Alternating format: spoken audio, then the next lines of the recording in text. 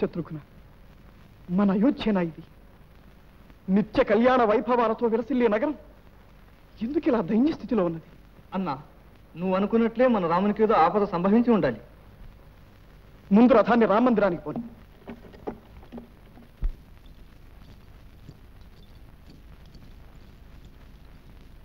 అన్నా అన్నా శ్రీరామ శ్రీరామ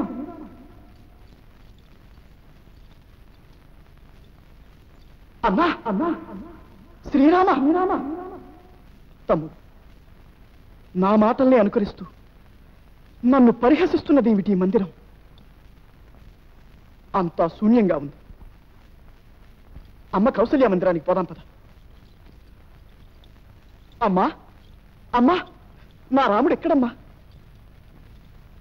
శోకమూర్తివై అలా ఉన్నావు ఎందుకమ్మా? నా అన్న శ్రీరాముడు ఎక్కడ? నీ తల్లి కైట చెప్పలేదా నాయన? అన్నను చూడాలన్న తొందరలో ముందు ఇక్కడికే వచ్చానమ్మా. నా అన్న శ్రీరాముడు ఎక్కడ? మాట్లాడదేం తల్లి?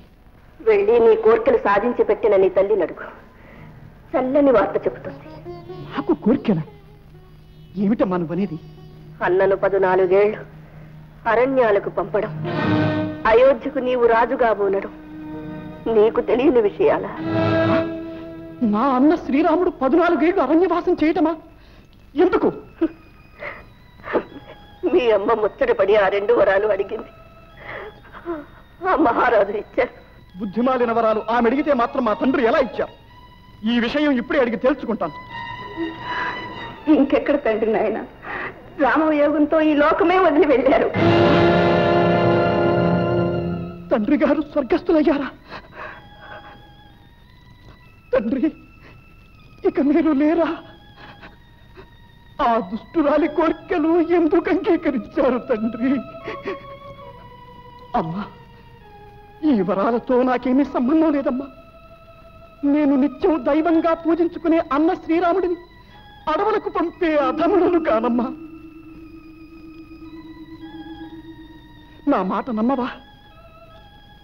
పంచభూతముల సాక్షిగా, ఈ పవిత్ర రఘువంశ రాజచంద్రుల సాక్షిగా, అష్టదిక్పాలకుల సాక్షిగా, ఆ పరమేశ్వరుని సాక్షిగా, నా మనుగడ, నా ప్రాణం, నా సర్వస్వము అయిన నా అన్న శ్రీరాముని పాద పద్మముల సాక్షిగా ప్రమాణం చేసి చెబుతున్నానమ్మా.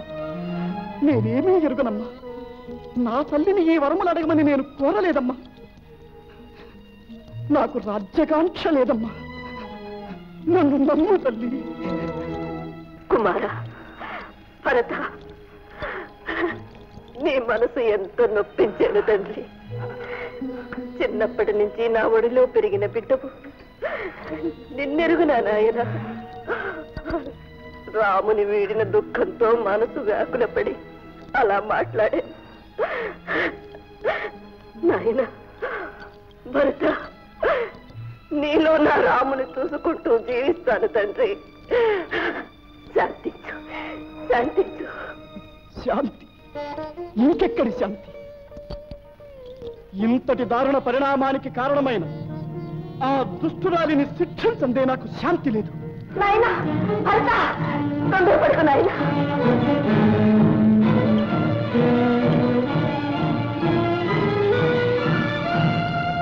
భర్త, వచ్చావా నాయనా? నీకోసమే ఎదురు చూస్తున్నాను. నా కోసమా?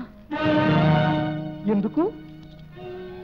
నా నెత్తిన అపకీర్తి కిరీటం మోపడానికా? అందరి ముందు నన్ను అపహాస్యం పాలు చేయడానికా? అదేమిటైనా అలా అంటావు? కన్న పిట్టవన్న మమకారంతో ఎన్నో అపనిందరు నెత్తిన వేసుకొని నీకు సామ్రాజ్యాన్ని సంపాదించి పెట్టాను. నీ తల్లి ననవలసిన మాటలేనా? తల్లి? నువ్వు ఒక తల్లివేనా? మాతృస్థానానికే కళంకం తెచ్చిన పాపాత్మురాలి. సుగుణాభిరాముడైన నా అన్నను అడవికి పంపాను. నిన్ను ప్రాణ సమానంగా చూసుకునే భర్తను బలి కొన్నావు. అయోధ్యకే చిచ్చు పెట్టావు. నీచురాలా, ఇక నిన్ను బ్రతుకనిస్తే నీ నేరాలకు నేను బాధ్యుడనవుతా. భరత, మాతృహత్యకు తలపడతావా? నీ చర్యకు అన్న రాముడు హర్షిస్తాడనుకున్నావా నాయన? మహాత్మా, సమయానికి అడ్డుపడి అన్న ఆగ్రహం నుండి నన్ను కాపాడారు.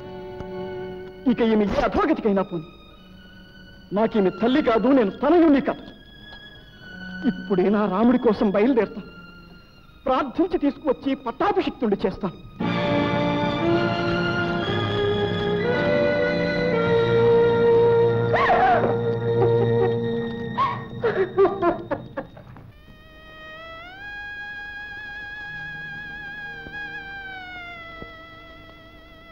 అన్నా,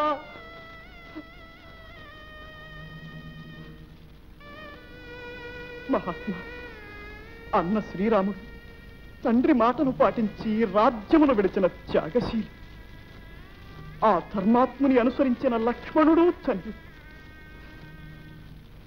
ఏ పుణ్యపాపములు ఎరుగని పసివాడు శత్రుఘ్నుడు. నేను కైక కడుపున పుట్టిన దోషానికి అన్ని విధాలా తండ్రి జీవితానికి అగ్ని తరిగొల్పే అభాగ్యుడనైనాడు. భరత, సకల ధర్మములు తెలిసిన వాడి ఆవేశపడుకున్నాయన, ఆవేశపడకు.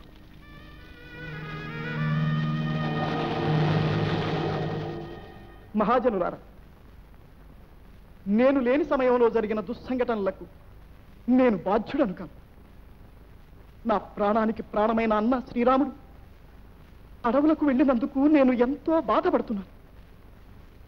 మీకు సమ్మతమైతే ఈ క్షణాన్నే వెళ్ళి శ్రీరాముని ప్రాధేయపడి తీసుకొచ్చి పట్టాభిషిక్తుని చేస్తాను. కుమారా, మా కోరిక కూడా అది. నీ ప్రయత్నం సఫలముగాక. ధన్యుడు. సమస్త రాజలాంఛనాలతో శ్రీరాముని ఆహ్వానించి తీసుకువద్దాం. బయలుదేరండి. పుత్ర వియోగాన పొర్లుడు దుఃఖాన రాజమార్గాన నారథము వెన్నాడితివి. నిర్దయుడు రాముడు నిను వీడి వచ్చి తర్పణ జలముసగే తండ్రి కైకొనుమా.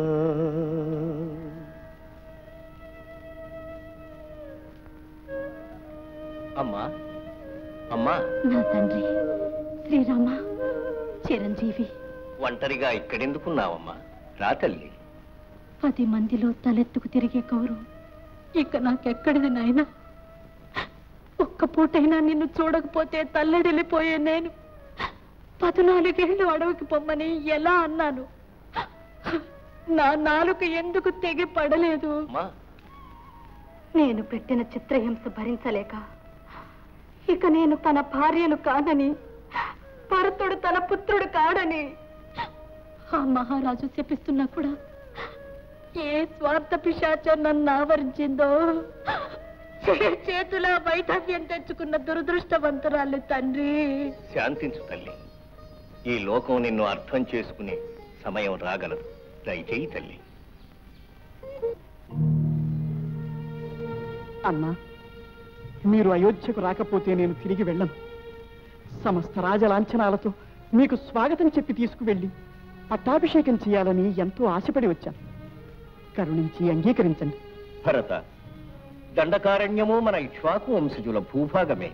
నేను దండకాటవిలోను, నీవు అయోధ్యలోను ధర్మ పరిపాలన చేయాలని తండ్రి గారి ఆజ్ఞ కదా.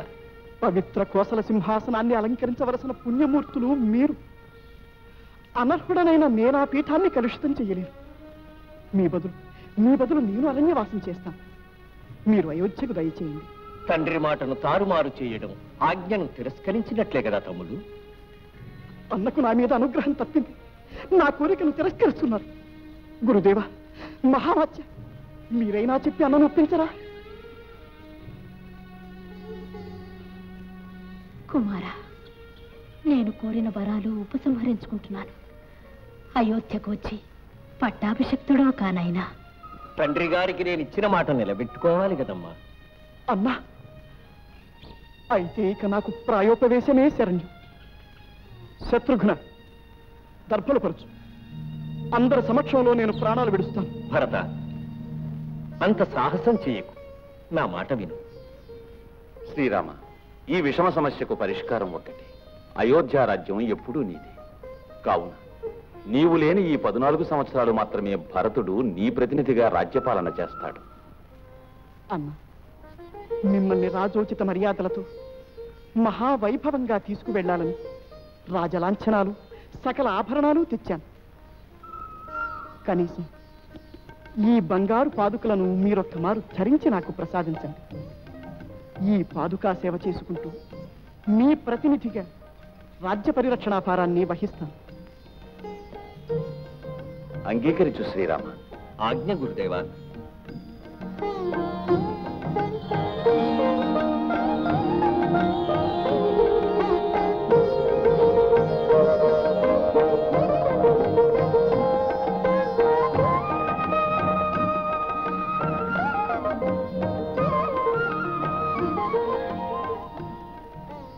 మీ పాదుకలే నాకు రక్ష. శ్రీరామ పాదుకలే రక్ష, శ్రీరామ నామమే రక్ష. జయ జయ శ్రీరామచంద్ర, జయ జయ శ్రీరామచంద్ర, జయ జయ శ్రీరామచంద్ర.